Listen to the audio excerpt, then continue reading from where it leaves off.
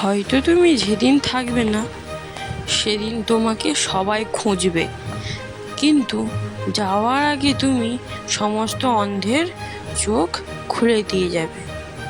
তো এই কথাটি স্বয়ং শ্রীকৃষ্ণ বলেছেন। তাই আমি আপনাদের সামনে এই কথাটি বললাম। নমস্কার। ভিডিওটা হলো সামনেই আসতে চলেছে শিব বুদ্ধ পূর্ণিমা, মানে বুদ্ধদেবের জন্মদিন। তো বুদ্ধ পূর্ণিমাতে আমরা কেমনভাবে বাড়িতে সুখ শান্তি বজায় রাখার জন্য পুজো করবে তা আমরা এর সামনে বলবো। তো ভিডিওটা দেখতে থাকো এবং কমেন্টে জয় শ্রীকৃষ্ণ, রাধে রাধে এবং একটি লাইক সাবস্ক্রাইব ভিডিওতে করে যান।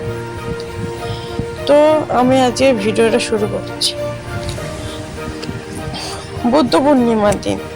বুদ্ধ পূর্ণিমা হলো শ্রী বুদ্ধদেবের বা স্বয়ং কৃষ্ণর একটি অবতারের জন্মদিন। এই দিন বাড়িতে পুজো করলে বাড়ির সুখ শান্তি সব কিছু ভালো থাকে।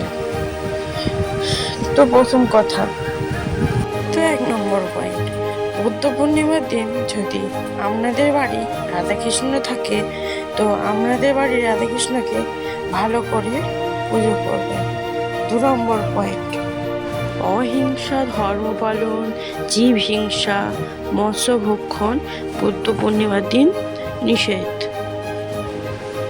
3 নম্বর পয়েন্ট, বুদ্ধ পূর্ণিমার দিন শ্রী মাধব চন্দ্র পুরী গোস্বামী ও শ্রী পরমেশ দাস ঠাকুরের তিরোভাব তিথি। বুদ্ধ পূর্ণিমা বৈশাখ মাসে হয় বলে এর আর এক নাম বৈশাখী পূর্ণিমা।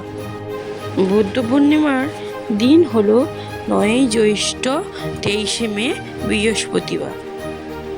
এবং বুদ্ধ পূর্ণিমার দিন হলুদের গাঁঠ, কড়ি, পয়সা, সুপারি একটি লাল চেরি কাপড়ে বেঁধে আপনারা লক্ষ্মী মায়ের পায়ে রাখতে পারেন। আমাদের সংসারে সুখ সমৃদ্ধি বজায় রাখে। এবং বুদ্ধ পূর্ণিমার দিন আপনারা এই মন্ত্র জপ করবেন। ওম কৃষ্ণায় বাসুদেবায় হরয়ে পরমাত্রায় প্রণত কৃষ্ণায় গোবিন্দায় নমো নমঃ।